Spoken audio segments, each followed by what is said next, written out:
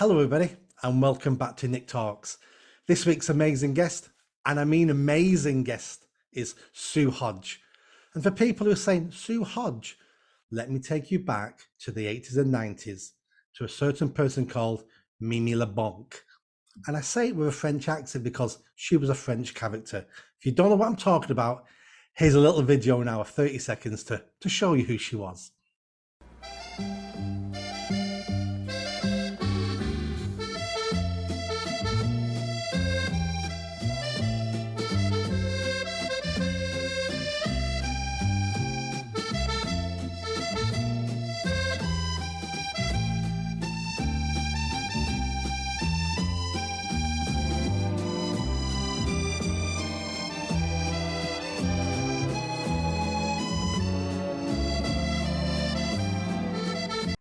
So that's who Mimi Labonq was. Sue, thank you so much for coming on my podcast.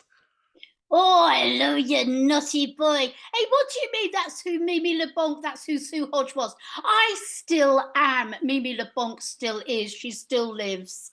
Well, I'm going to cut that and use that as a clip because I want Mimi Labonq to come back. She deserves to be brought back in her own TV series. That's absolutely brilliant. So, who should we get to produce this then, Nick? Who's gonna I'll do it? I'll do it. You'll do it. All right. Because there's nobody in TV at the moment who would dare do it. So I'll do it. You do it. All right. Well, listen, I'm doing an Easter pantomime in April and then I'm going on a cruise. But I've got a great window after that. So I'll come up and see you and we'll sort it out, shall we? So that's perfect timing for a Christmas special. Brilliant, I want us to go up against Mrs. Brown's Boys, which I enjoy actually. Let's go up against them. Let's go up against, I mean, I love Mrs. Brown's Boys as well. I mean, you know, you say comedy, today's comedy. I mean, that is definitely one of today's comedies. And like, you know, Gavin and Stacey, that comes up with, you know, today's comedy for me. But I'd like to go up against Mrs. Brown's Boys. I reckon we'd win. Well, it could be like a Top of the Pops as you know, Christmas special, as in who's number one, and we could be fighting for the number one spot. I'm up for that. If there's any backers out there who want to see, and we'll call it Allo Allo, Mimi Labonq, and that's what we'll call this show. So any backers out there, get in contact. I'm up for it. You're up for it. Let's make it happen. Okay, you're on. My first question is, you appeared in the series on series 4, I believe. How did you get that job? Because by the time series 4 came around, Allo Allo was basically probably the biggest program on British TV at the time. Well, why do you think I waited? I thought, well, I'm not going to come in when they do the pilot, and then nothing happened to the pilot for 2 years. So I thought, right, well, I'll give it time. And I was working with the new Shakespeare Company at the time. I shall name drop now. I was with Richard E. Grant, Ralph Fiennes. We were all doing our Shakespearean seasons. And I didn't know that David Croft had been to see me in A Midsummer Night's Dream. And I was playing the smallest role, as you would at 4'11". I didn't grow especially for the Shakespearean season. And I was giving my peace blossom with Bernie Bresslaw, who was giving, shall I say, Bernie Bresslaw was giving his bottom. And the headlines of the Telegraph said, Peace Blossom is A Midsummer Night's Dream. So David Croft came to see that, and he wrote me in, and I didn't know that he came to see me in the August, and I didn't hear about that until the following February. But the funny thing is, because I am and still am a jobbing actor, and I've got, you know, no ego, no nothing. I'm a jobber. That's it. I started out on, you know, on stage, on the boards, treading the boards, as they say. And so in I went, and I had no idea about this program at all. When I first went to meet David, and he said about Allo Allo, and I said, all right. So he said, you know Allo? And I said, no. I said, well, I don't really see TV, David. I said, I work, you know, I work for a living. So anyway, they thought I was hilarious then because I was so unperturbed and not bothered about it. And they rang it through to the BBC that day. And I left David's house with 30 scripts under my arm.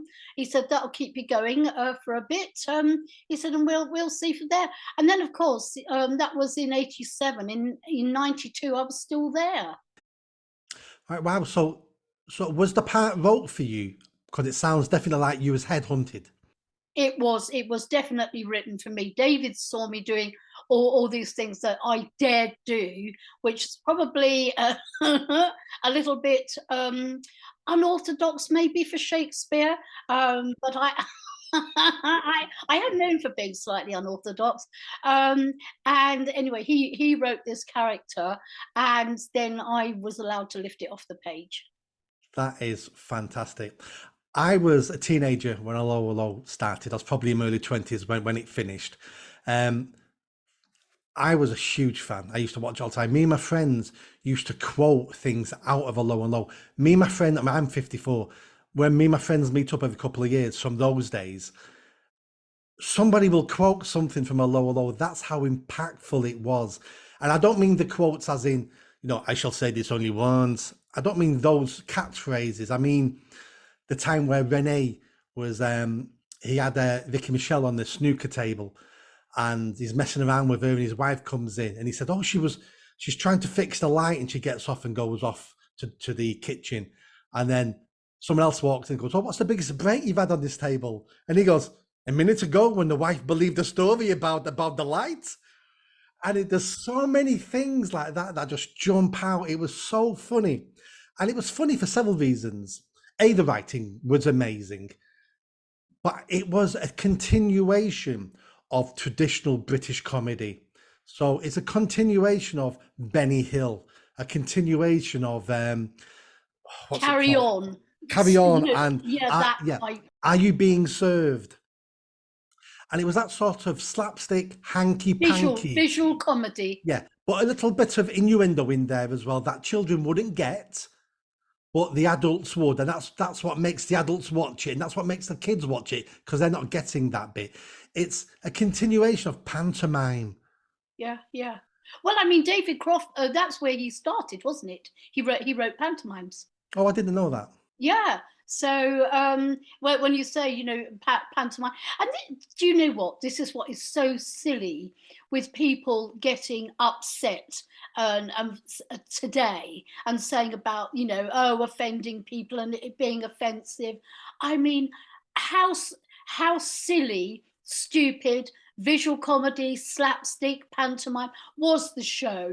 It was never offensive. It was never set out to be offensive. And to my mind, anyone I still speak to today about it, because I mean, it's still out there on drama, it's still out on yesterday. It must have been about 6 years ago. BBC Two did a classics, and they did Allo Allo, which was I find this interesting. It brought in something like 8.5 million viewers back only 6 years ago, and yet when you hear things like Happy Valley for the last episode, and they're saying which was watched by 7 million.8, and I thought it was only 6 years ago. Allo was still being watched by 7.8 million. Channel 5 have, recently asked us to come and do, another program to celebrate it, which has already been out and been repeated because the viewing figures are so good. So it's obvious it's not that offensive. People are still watching it. People are still wanting it. And they sold it around the world. And they sold it around the world to about 95 countries, including Germany. I mean, I shall never forget when that came out, and now we're even frightened to use the accent in case we get pulled up for it. But it said something like the Germans have bought the program, hello, and it was all put out there like that.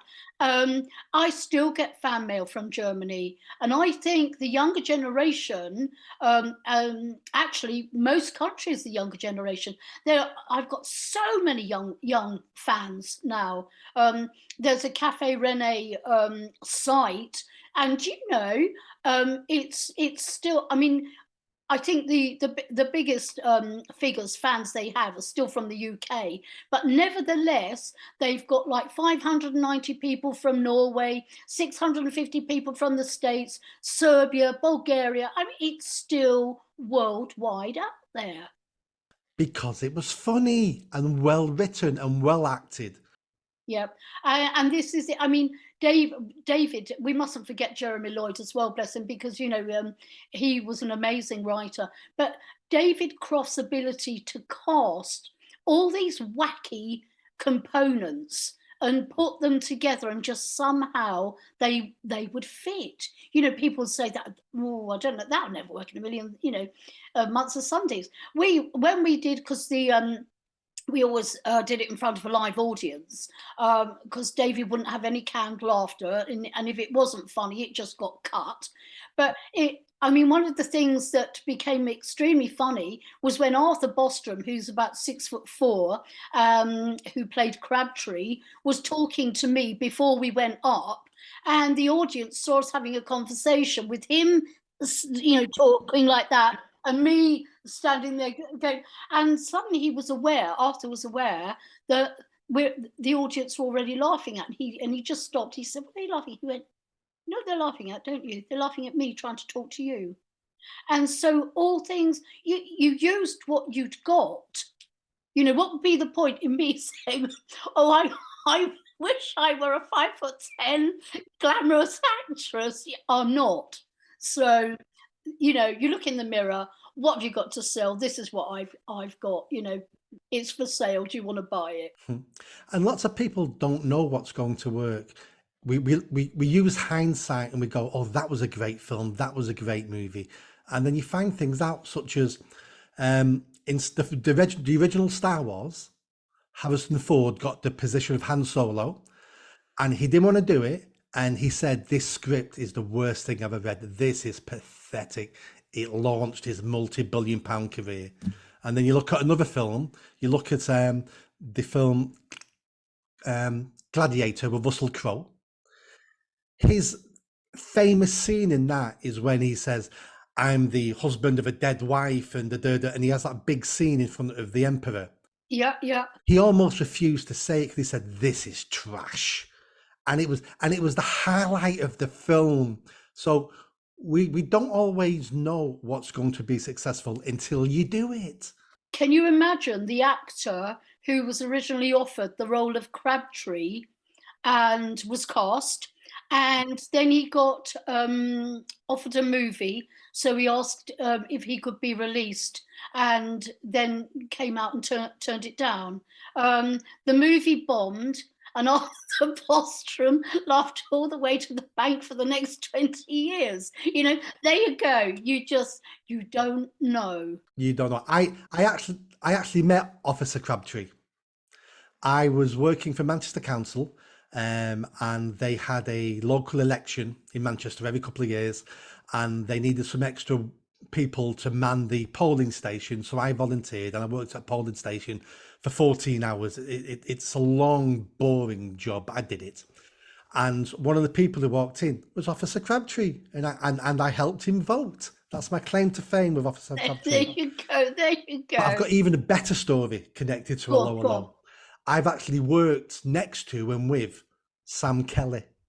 Oh, dear Sam. So for people who don't know, Sam Kelly was a German officer who would go, club, club. It was before we did Allo Allo. I was in my secondary school. I'd be about 13 years old. And was it Channel 4? I think it might have been Channel 4 was doing a TV series, a drama called Scully. And it was about a young lad at school who had these dreams of being a world-class footballer. And his idol was Kenny Dalglish, who came to the school. And Sam Kelly was a teacher. And I remember we were sat in the filming us, so we're sat in our classroom. Sam Kelly's going to be a teacher. And we're throwing airplanes at him, paper airplanes, and rolling up balls of paper and throwing stuff at him. And all we got paid every day was a portion of fish and chips and a local chippy. So I worked with Sam Kelly. And Sam Kelly was a phenomenal actor. I mean, yes, he was a superb comedian, but he was actually a very, very good straight actor. I mean, it's funny, really, because comedy actually is a very, very serious business. You know, people say, "Oh, how did you play that? You know, how did you make that laugh? How did you make that?" By playing it for the truth. I mean, David was always saying to us, you know, listen, loves, don't forget, you know, the reality behind this, and don't forget, you know, the fear factor.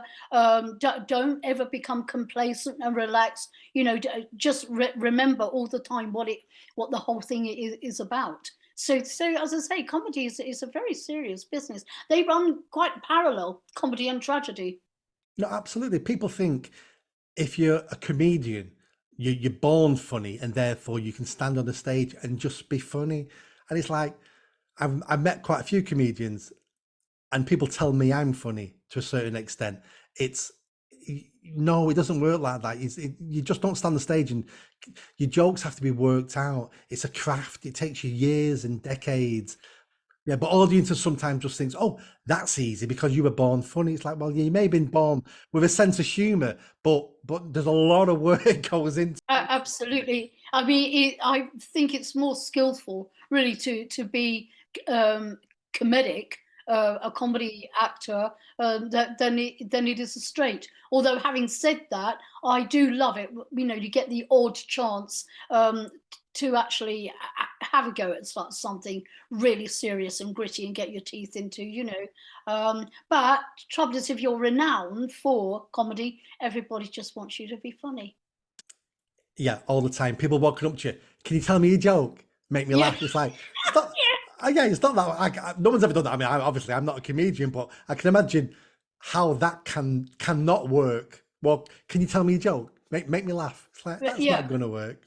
Sid and Eddie, little and large, they used to say time and time again that they do the shows and they try to bring some new material, and all people would say, "Oh, do the one about such and such." You know, we love that, and they say, "Yeah, but you know it." And they, "Yeah, but just do it. We love it. You know, do it again." That's like pop stars always being asked for their concerts, can you sing the old good ones? And they're going, no, I want to sell a new album. No, we only care about your old good ones. Yeah. So there you are, golden oldies. There they are. They're still there. Exactly. So one of the criticisms that's placed at the feet of Allo Allo today, which I disagree with completely, is Allo Allo was, what's the word I'm looking for? Sexualized the female characters in there, made them vulnerable, used their sexuality to make people laugh, and it was quite misogynistic and quite sexist. What's your answer to that? But they never then saw it from the fact that actually it was always the women that won. And so, hang on a minute, who's coming out sort of more stupid here? Because they're saying, okay, they use their sexuality or whatever. Yeah, but women are still doing that to this very day in order to get their way, to get power, you know, powerful. So, just because it was a bit risque, mind you. Having said that, some of the things that you actually see on TV now and here, you know, when we talk about what's offensive, what's right, what's wrong, um, I can't believe some of the things they're actually getting away with. Although I do have to say, I saw something the other night, and I think it was an ep of the saint or something, that a clip I saw, and I think he sort of smacked somebody on the butt, you know, tap tap, and I said, "Oh crumbs, won't be able to, you know, won't be able to do that today." So it's all be. I think it's become too much, though. I really do. You know, draw the line. It's like I don't know if we're going to be able to do the pantomime Aladdin this Christmas because, you know, I mean, there it is. It's a fable that's been done for what, 200 years? And suddenly now it might be offensive, you know, because it Chinese and this and that, and actors not wanting to play Chinese characters. And you think, Oh, for goodness sake, you're an actor, you're playing a role. And that's all we were doing as well. I mean, crumbs, the English came out really stupid in the series, the French randy, the Germans kinky, the Italian. I mean, everybody was, in there, getting a sort of, a slap down, a bit of, comedy, tongue in cheek. And nobody found that offensive. And I speak to people today, and they still say that. And even going back to what you were talking about with the, the women. I mean, for goodness sake, now when you've got a group, you or even in the, let's use the pantomimes again, you want a pretty leading lady who's got nice legs on. You've got to put something in for the men, haven't you? Come on. So I don't see it that it was done in that way or portrayed in that way.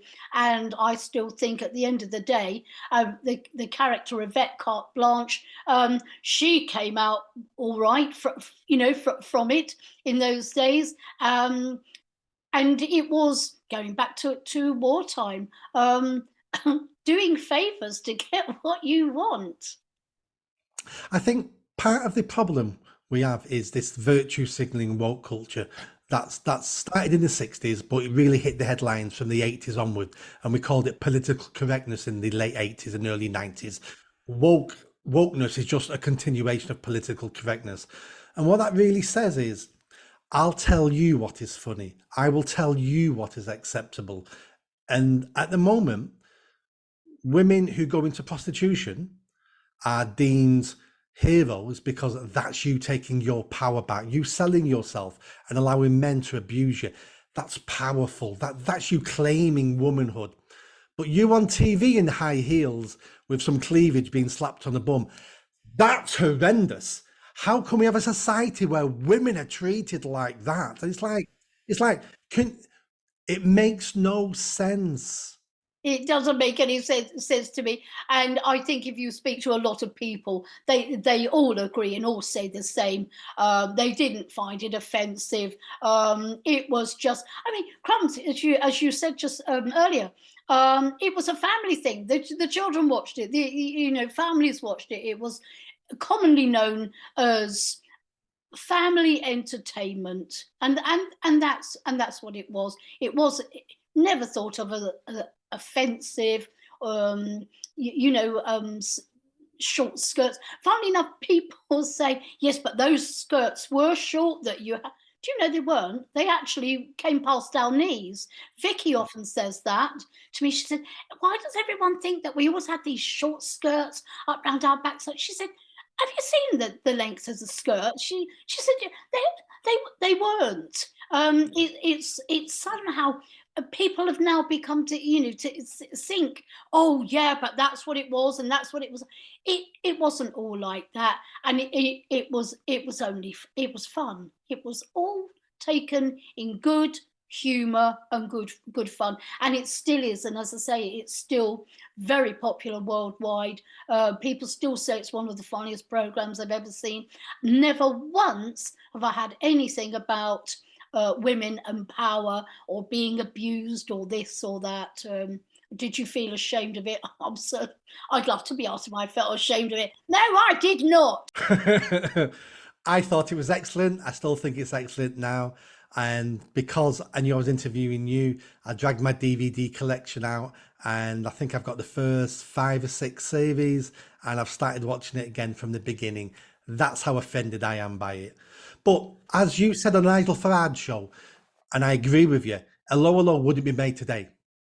It would not be made today, but to some degree, I'm glad, because I still remain, by saying, well, it's not broken, so why mend it? Why make it again? Why try and do the same thing? It's still there. It's still being seen. It's still being loved for and as it was, and I'm quite glad that they wouldn't be able to make this now, because it will go down as it still is, as a A golden classic. classic. And and I think one day when I'm probably no longer here, I'll still be out there Yeah. somewhere. You will always be Mimi Labonq. I will always be Mimi Labonq. And actually, actors are funny. They spend their life hoping to get something that gives them a name, claim to fame, and then once they've got it, they spend the next few years in denial trying to get rid of it. Oh, well, I've never done that. I've always thanked David Croft immensely for this huge, successful change to my life, my career as it was. I mean, I've got the book out there now that I've written, Allo Mimi's memoirs, and I did that because so many people wanted to know the truth about it. What was it like? I do a show called Allo Again, Mimi and Me, and they enjoy the show, but they're more interested in getting to a Q&A where they can fire 150 questions at you. They want to know what the whole experience was like. So Mimi has written the book through her eyes, as she was there at the time. And I'm really pleased to say that Austin Macaulay picked up the manuscript, loved it. They all loved it and all voted it in, and they published it. So there we go. Excellent. I'll put a link to your book on Amazon in the description of the video so people can click that. It'll take you to it and buy her book. If it's half as funny as Allo Allo, it'll be well worth buying. I think my final question is, what do you make of modern day comedy on TV? Well, I have to say, I'm still one of those people. I'm fortunately still very, very busy, and I don't see a lot of TV. But I try my best to get some of today's comedy, and I just don't get it. I try because I want to understand it, but I just really, really, honestly don't find it particularly funny. And I don't find offensive language. It's not that I'm prudish or anything like that. It's not that I'm not used to hearing it, but just find to stand up there and deliver it like that, and that is supposedly makes it funny. I mean, I think probably, you see, no disrespect to script writers today, but we were lucky in the fact that we had some of the finest writers, whereupon we would just lift the thing off the, we were allowed to lift it off the page, and the scripts were funny. I mean, you can't say that Father Ted, Mrs. Brown's Boys, I mean, I know Father Ted's a little older now, but Mrs. Brown's Boys, Gavin and Stacey, were not funny, because they were. But I'm sorry to say, a lot of it, maybe it's because I'm 4'11", but it just goes over my head. Yeah, I think the only thing that I could say is funny on TV at the moment, normal British terrestrial TV, is Mrs. Brown's Boys. And it's like Marmite. Half the people I know find it funny, half the people absolutely hate it with a passion. And I think it's because they're not used to that comedy anymore, that slapstick. A man dresses a woman, not in drag, and not because he's transgender, just because that's what we used to do, and it's funny. And the interplay with them, and the double entendres, and it's all those things remind me of things like Blackpool postcards you'd send home, Kick Me Quick hats. These were just hanky panky, silly comedy. And sometimes that's all we're in the mood for, is something simple to make us Just giggle. something, yeah, light-hearted escapism. I mean, there's so much tragedy, today. All our news is doom and gloom, and just sometimes, it's not that we're not, we don't have sympathy, we're not sympathetic toward, but just sometimes we just want to be taken out of it, and just sit there and not have to work at it, and just be entertained. And that's why something like Mrs. Brown's Boys, Father Ted, I still watch Father Ted. That is so funny. That is so funny. No, fantastic actors, fantastic writers. The way they delivered it was hilarious. It still is now. And same with Mrs. Brown Boys to a certain extent. Still very, very funny. It's a shame we're not producing those things anymore.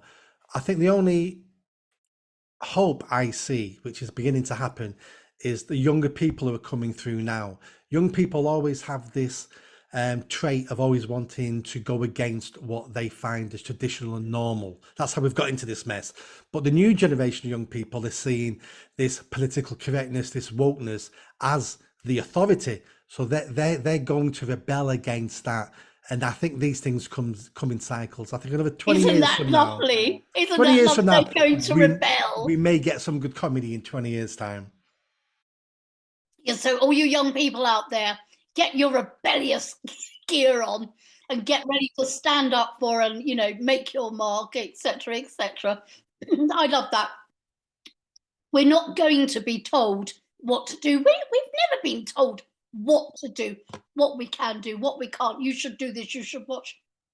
We've always been able to have, sorry, I'm doing a Una, to have our own, you know, opinions and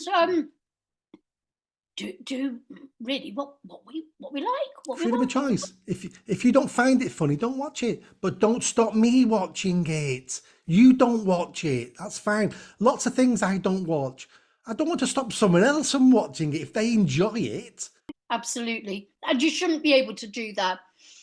You know, and it's like, you know, you shouldn't be able to stop people wearing that. If they want to wear that, if they want to go out with that skirt on, do fine. It might not be, as you say, for you, etc., etc., but you shouldn't be able to stop people doing that.